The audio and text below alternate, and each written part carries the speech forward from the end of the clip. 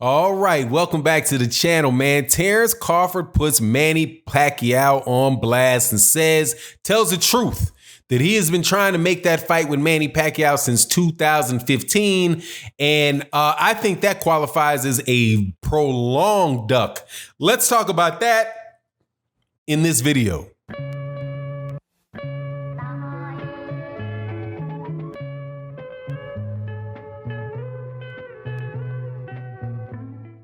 All right. Welcome back. So Manny Pacquiao and Terence Crawford, excuse me. Terence Crawford says, Terence Crawford says that he has been trying to fight Manny Pacquiao since 2015 and has not been able to make that fight happen, implying that Manny Pacquiao has been on a big duck move and trying to avoid that fight with him. I would very much like to talk about that in this video right after. Oh man, I should have brought a drink of water into this. But before I do that, let me say thank you very much to everybody that supports the channel on the Patreon, everybody that supports the channel in the live streams that we do Monday through Friday and on Sunday mornings at OG Boxing Talk. And thank you to everybody that's just joined as a channel member and supports that way. You guys really do make this channel go around and allow us to talk about boxing the way that we want to talk about boxing from the perspective that we have over here at Fanon International Boxing. So thank you guys very, very much. Now, Terence Crawford, the #1 pound for pound fighter in the world. And I am going to continue to say that despite people's failure to understand the difference between a pound for pound, the #1 pound for pound position, and the best guy in a particular weight class. For me, Terence Crawford is the #1 pound. All right, I could not avoid that anymore. I had to stop and get the Topo Chico. Don't know what it was, man. So back to the video. Terence Crawford is the #1 pound for pound guy in the world because, in my opinion, because of the 4 scoring criteria in boxing: the defense, effective aggressiveness, ring generalship, and clean and effective punching. I believe that he possesses the best balance and does all 4 of them at the highest level, combined at the highest level in boxing. Extremely clean and effective punching, tremendous defense, and switches to southpaw beautifully. His defense is so excellent that it seems like he becomes just a totally different person in the ring by switching his stance and switching his fighting style whenever he feels like somebody's in a groove. And that is high level defense and high level ring generalship, clean and effective punching. Just go look at the dude's knockout ratio is bananas.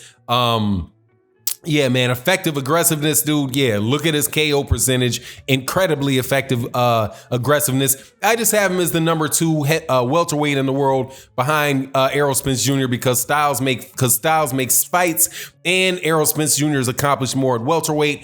But Manny Pacquiao, I think Terence Crawford should be listed over Manny Pacquiao as a welterweight, as the #2 welterweight.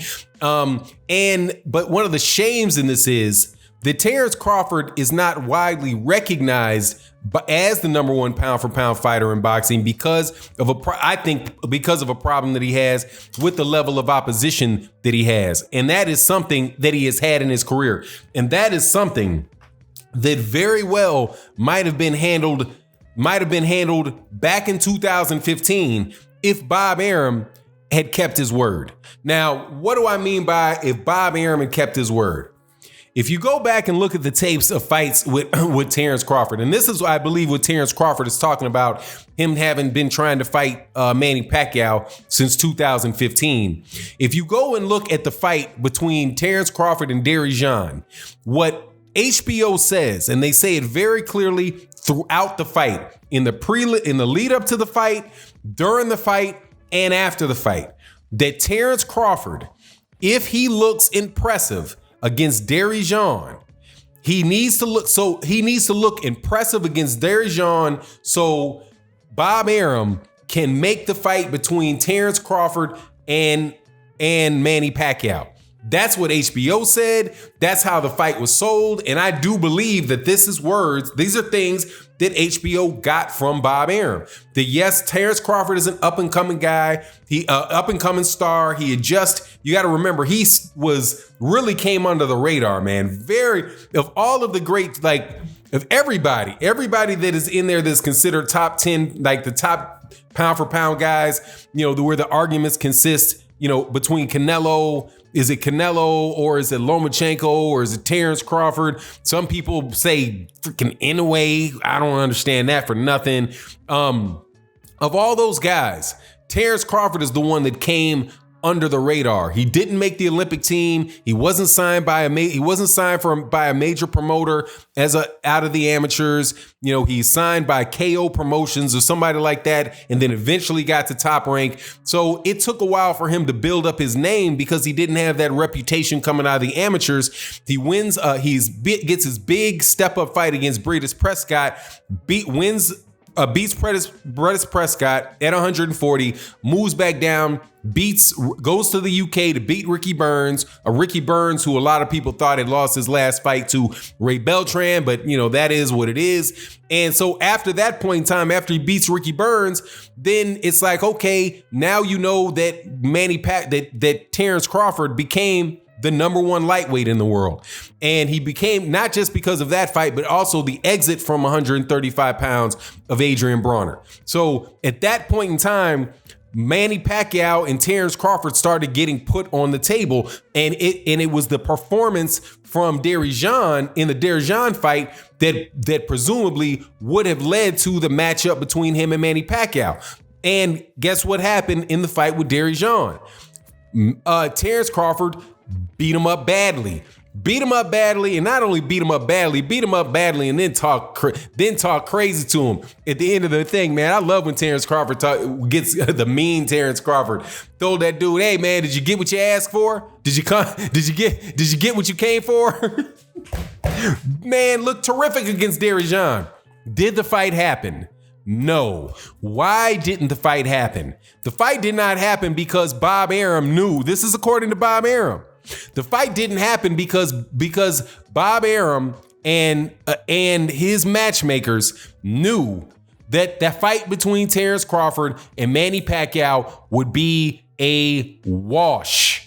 That Terence Crawford would have destroyed Manny Pacquiao, and they didn't want that for Manny Pacquiao, and if you didn't want it for Manny Pacquiao, you also didn't want it for Terence Crawford. So when Terence Crawford says this guy's he's been trying to get that fight since 2015, Terence Crawford is telling the absolute truth. I am not 100% sure that it's not Manny Pacquiao didn't get a little wind of that himself, because although Manny Pacquiao has fought a lot of great fighters without a doubt, Manny Pacquiao, when the time comes to it, isn't stupid. Okay.